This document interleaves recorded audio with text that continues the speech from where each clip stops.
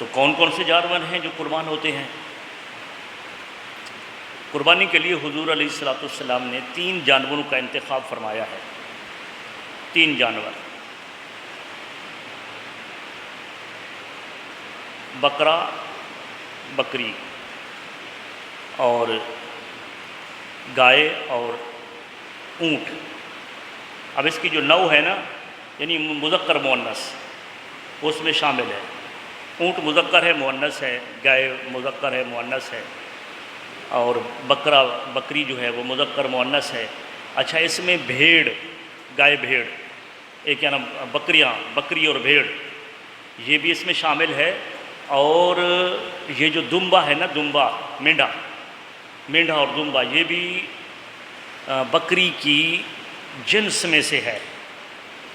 اور چونکہ یہ مینڈھا اور دمبا حضور علیہ الصلوۃ والسلام نے خود ذبح کیا، تو اس پر اختلاف بھی نہیں ہے، اس پر اختلاف نہیں ہے کہ یہ بکری کی قسم میں سے ہے، ان کی جنس میں سے ہے۔ لہذا یہ جب کسی کا مال ہوتا ہے نا، دیہاتوں کے طرح پوچھتے ہیں، تو ہم ان سے پوچھتے ہیں کہ کتنا بھیڑ بکریاں رکھی ہوئی ہیں، تو بھیڑ بکریوں کا نام اکٹھے لے کر ان سے پوچھا جاتا ہے، تو پتہ چلتا ہے کہ ان کی جنس ایک ہے۔ مینڈھا، دمبا وغیرہ، اس کی جنس بھی اسی میں سے ہے۔ تو لہذا پتہ چلا بکری، بکرا، بھیڑ مذکر مؤنث اور دمبا، مینڈھا وغیرہ جو ہے یہ چھوٹے جانوروں میں سے ہیں۔ اور بڑے جانوروں میں سے گائے ہے۔ گائے میں ہمارے ہاں احناف کے نزدیک، فقہاء کرام کے نزدیک جو ہے وہ بھینس بھی شامل ہے۔ ہم کہتے ہیں کہ یہ بھینس جو ہے یہ بھی گائے کی قسم میں سے ہے، جنس میں سے ہے۔ فقہاء کرام نے فرمایا، ہمارے فقہاء کرام نے اس پر کیل و کال ہے کہ بھئی حضور علیہ الصلوۃ والسلام نے تو کسی قربانی نہیں کی ہے، وہ تو حدیث سے ثابت ہیں۔ دمبا، مینڈھا وغیرہ حدیث سے ثابت ہے، حضور نے اس کی قربانی کی ہے، حضور نے اس کا حکم بھی دیا۔ لیکن جاموس جو ہے، جاموس کہتے ہیں عربی میں اس بھینس کو، اس کی قربانی نہیں کی ہے، تو لہٰذا ہمارے کچھ احباب اس کی قربانی کو ناجائز قرار دیتے ہیں۔ لیکن ہم احناف جو ہے اس کی قربانی کو جائز قرار دیتے ہیں۔ وجہ یہ ہے کہ لغت کے اندر جو ہے، جو عربی لغت ہے، عرب لغت کے اندر ہی، اگر اس کو تفصیل سے بات کروں تو یہ وقت اسی میں ختم ہو جائے گا، تو عرب لغت کے اندر بھی عربی لوگ اس بھینس کو گائے کی جنس سمجھتے تھے۔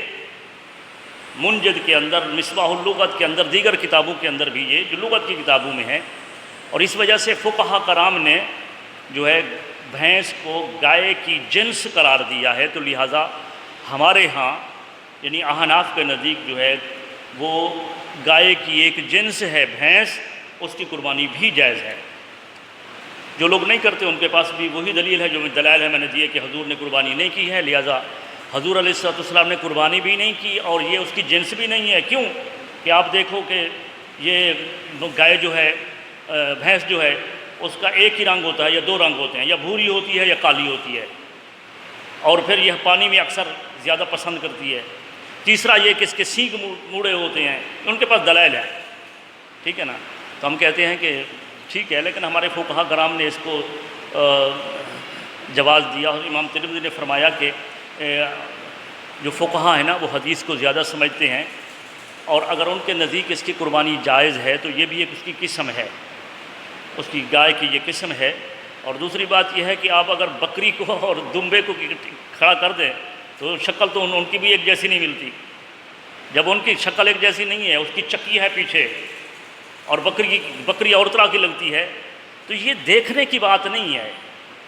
اصل کے اندر جو ہے وہ اس بات کو دیکھا جائے گا کہ عرف عام کے اندر، لغت کے اندر جو ہے اس بات کو کیا سمجھا جاتا ہے۔ تو لہذا لغت کے اندر جو ہے نا اس بھینس کو گائے کی جنس سمجھا گیا ہے، اس وجہ سے امام اعظم ابو حنیفہ کے ہاں جو ہے اس کی قربانی جائز ہے۔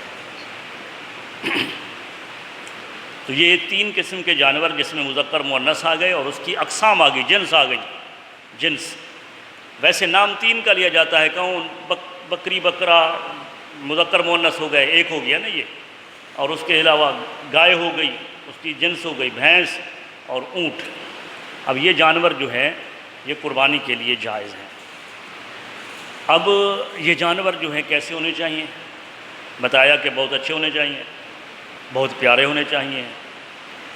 بہتر ہے کہ اس جانور کو پہلے خریدا جائے، خود پالا جائے، اس کو مانوس کیا جائے، اپنے ساتھ مانوس کیا جائے، اور جس وقت اس پر خرچ کر کے، پال کر، مانوس کر کے جب اس کو اپنے ہاتھوں سے ذبح کریں گے نا، تو پھر دل پر کچھ ہوگا۔ اس کے ساتھ جب جانوروں کے ساتھ اس طرح کی انسیت ہو جائے گی نا، تو قربانی بھی اللہ تبارک و تعالیٰ کو یہی منظور ہے کہ جو اچھی پیاری چیز ہے نا، اس کو اللہ کی بارگاہ میں قربان کیا جائے۔ بہتر ہے، لیکن اگر ایسا نہیں کر سکتے تو اس میں کوئی مذائقہ نہیں ہے، جانور اسی دن لے کر آ جائیں تو تب بھی جائز ہے۔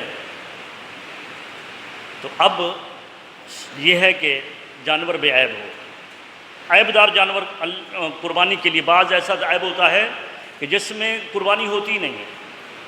وہ چند گنوا دیتا ہوں آپ کو کہ مثلا سینگ اس کے جڑ سے ٹوٹ گئے ہیں، وہ اندر جڑ جو ہوتی ہے نا، اوپر ایک خول ہوتا ہے، خول کے اندر اس کی ایک بچی ہوتی ہے نیچے، اگر وہ جڑ سمیت وہ اندر کا جو مغز وہاں تک جو ہے نا وہ سینگ ٹوٹ گیا، تو ایسے جانور کی قربانی جائز نہیں ہے۔ اگر اندھا ہے